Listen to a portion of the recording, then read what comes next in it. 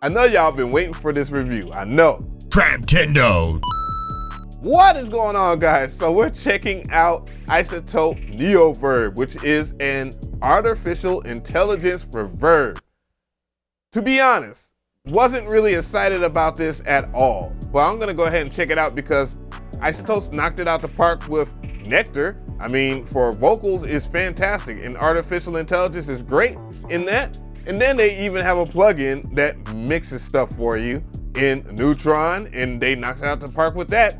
And Ozone. We all know why people use Ozone these days, because it simply sounds really good and it's not hard to use.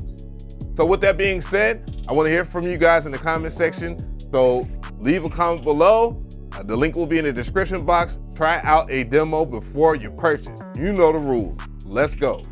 So here's Neoverb in the flesh here, and what I'm gonna do is stretch it out so you can see that it does scale, it's spectral, and also that it matches with the current line of stuff, matches with my headphones. I'm a huge fan of this color palette. So yeah, big thing about this plugin is that it's artificial intelligence reverb. Do you need it? Well, maybe so. If I demonstrate it right now, I'm gonna use it on my drums. I'm gonna use it on this drum bus. So what I'm gonna do here is turn it on so you can hear how it sounds like. I do recommend that you rock studio monitors or headphones. So let's go ahead and hear that. Gotta mess with the dry wet knob. So everything's dry, I'm gonna slowly bring stuff in.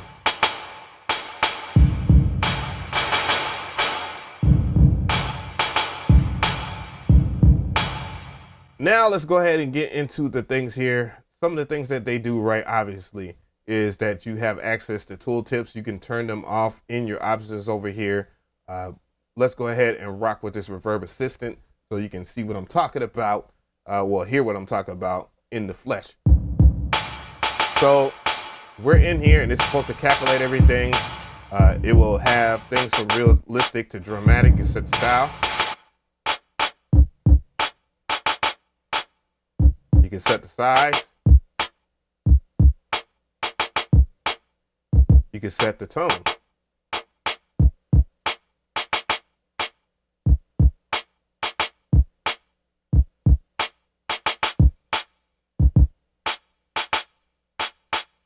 Now, let's go ahead and click next, and it's going to do this work.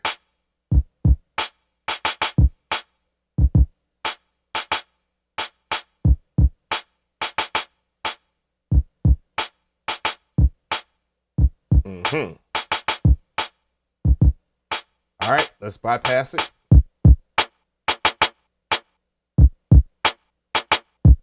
Turn it on.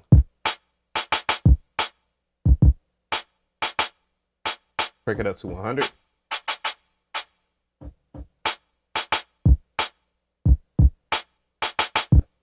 Not bad. So let me explain what's going on right here. So a lot of this stuff has been borrowed from a lot of their artificial intelligence plugins that they have pre-existing right now, of course, like Ozone.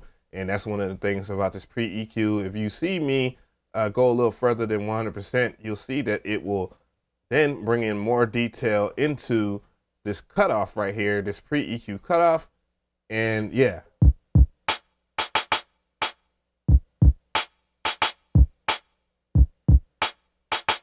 And you can really hug the frequencies.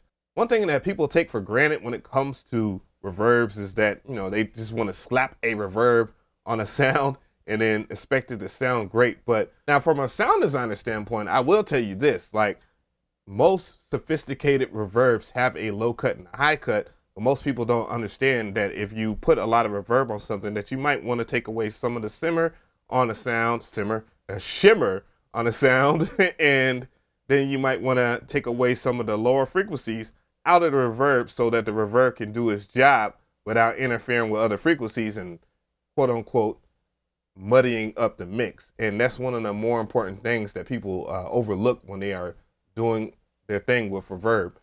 So you also see that the reverb itself has an EQ here, in which it just took a little bit of a notch of the mid frequencies out there, and yeah, it did its thing here. What I want to see is if the okay, so it is separate from each other. So okay, cool points. One other thing I just noticed over here, it says select plugin, but I'm not sure of what the origin of that is. I couldn't find a manual to read so I can have all my stuff in here. Let's see, chord, Neoverb, stuff like that. But this is basically masking select plugin to observe the build-up meter. That's interesting. But nonetheless, though, there are things that are core to a reverb. They give you different blends here. So let's go ahead and hear some of that.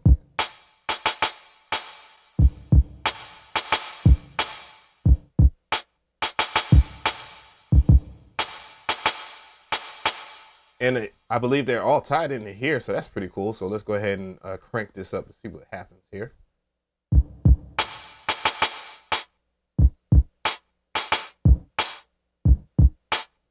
Flexion. Oh. So the plot has stick in there. Not bad.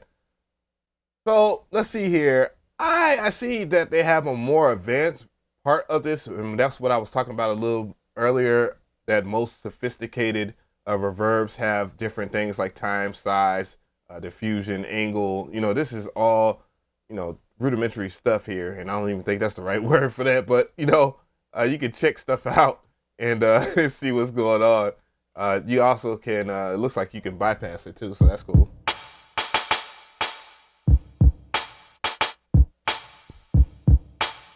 So that's pretty cool. It has a lot of different things you could do, and I see that it has modulation in between here, so that is pretty cool.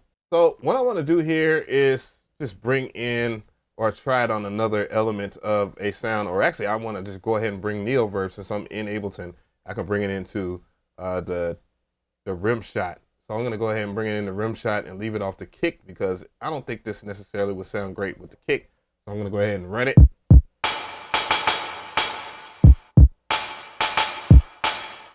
Bring it down. Let's make this dark and dramatic, and let's go ahead and calculate.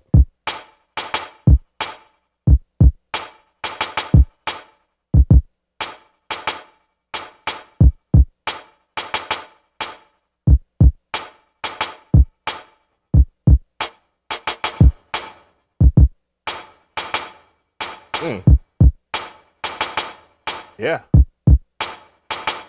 All right, let's bring the other elements of the track in here.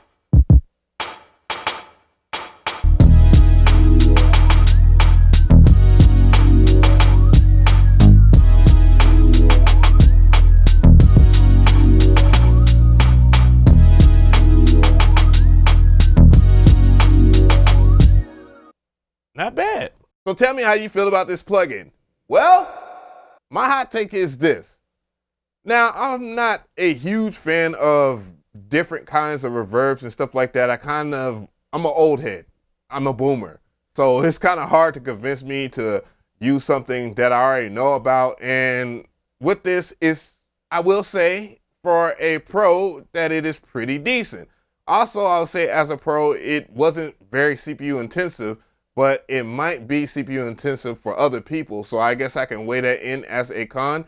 And iZotope plugins, if you don't have anything that is strong in terms of your CPU, so if you don't have a hexa-core processor, oh boy, you in for one.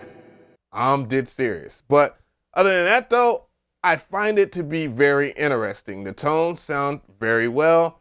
My only thing is that for an artificial intelligence reverb, the technology is there, but the asking price is a wee bit up there. But they do give you a cross-grade price from any of their products if you have any of their products. So make sure that you check it out there. Do I give this the stamp of approval?